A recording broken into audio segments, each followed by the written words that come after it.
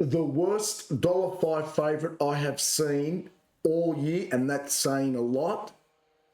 And two things went on in this particular race.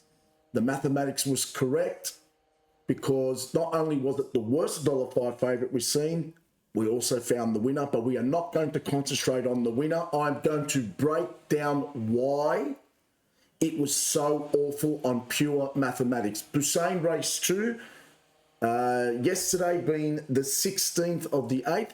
Let's go to the race, and I'm going to try to explain it where people can understand it in simple terms. Let's go to the race.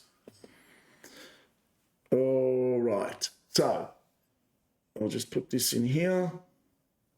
Okay, so as you can see here, there's the $1.05 favourite. It was $1.04 with the New South Wales TB. It actually opened up at $2.15, so there was a lot of money for this one. There was a lot of support for it. And listening to the commentary before the race, happened to switch the TV on. I usually have it on mute, but I wanted to listen. They basically told everybody this thing cannot lose. Now, there was the eventual winner, $51. I'm going to quickly show you what the reports said. I'm going to make a couple of points. Point 1, the mathematics didn't even find the $1.05 favourite. It actually rejected it. Now, that is rare.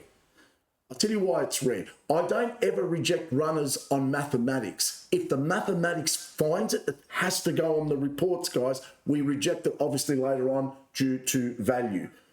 And this is extremely rare in here. Again, that's why it was the worst $1.05 favourite I have seen for a very long time. So you'll see here, there's the winner. We got it at 3.33. Why was it 3.33? International markets, we go higher stake. But we are not going to concentrate on that just yet. Let's go to the actual loser and why it lost. And remember, these reports were sent out at 8 a.m., so hours before the race. All right, so red flag number 1. You'll see here, it's one and only start. It was in a class 6. Okay, class 6 in Korea is probably the lowest class you can probably race in. But it obviously with Trials World came out and it started, I think it actually SP'd at $14, but it won by 4 lengths. But that's not the red flag. It was now up in class. Now, just because a horse goes up in class doesn't necessarily mean it can't win. Horses go up in class all the time, especially good horses. All right, but that was an immediate red flag for me because, well, obviously, it's up in class. Now, what was impressive about its first win was the 4 lengths. I don't ignore that. I didn't ignore that. And I wanted to see why is this thing $1.05?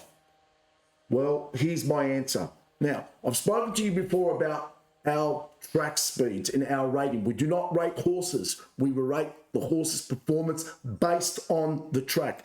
Now, there's 2 things. That's the horse's winning rating, but this is the key factor, the 0.75. Now, I want everybody to imagine something. The track speed is a barometer. It's a speeder. Let's call it a speeder. It is how fast that track is traveling, right? Because we've got to work out what's the track doing. Is it slow? So we give it a number. The higher the number, the faster that track is. Now, when I see a horse at $1.05, I need to see, did it rate well? No, it didn't. Because the 12.112 told me the answer I was looking for. Yes, it won by 4 lengths. I was impressed by that. But it never actually rated. So the horse's performance on a really fast track, it didn't rate that well. The 12 needed to be an 8 or a 9 to even warrant the $1.05.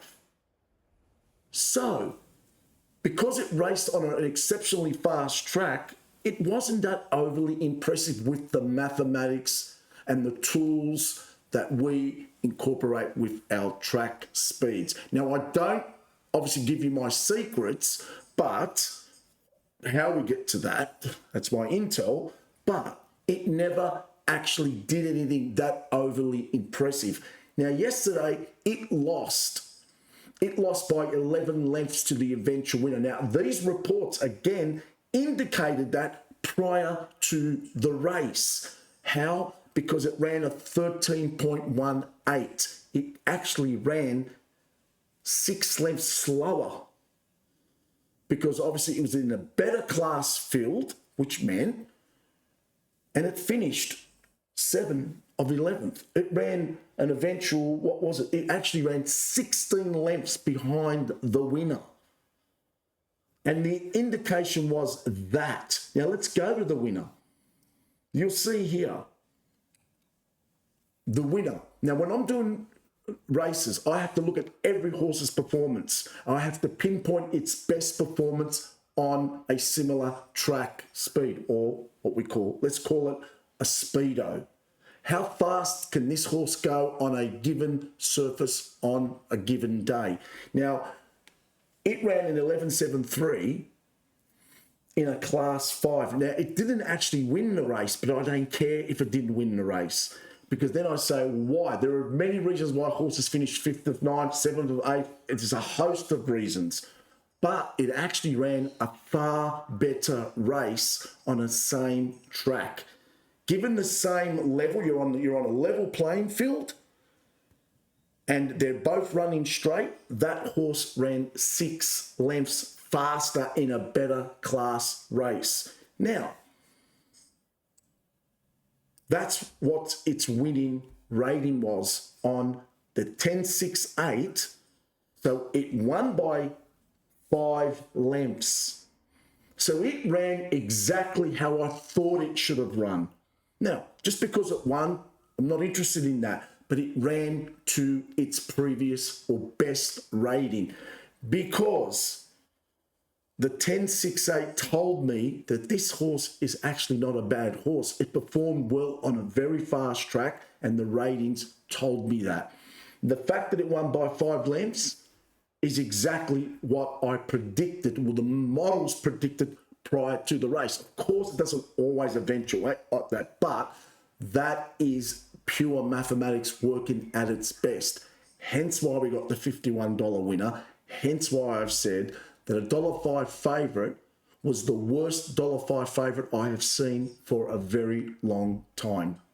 Mathematics or die, my friends.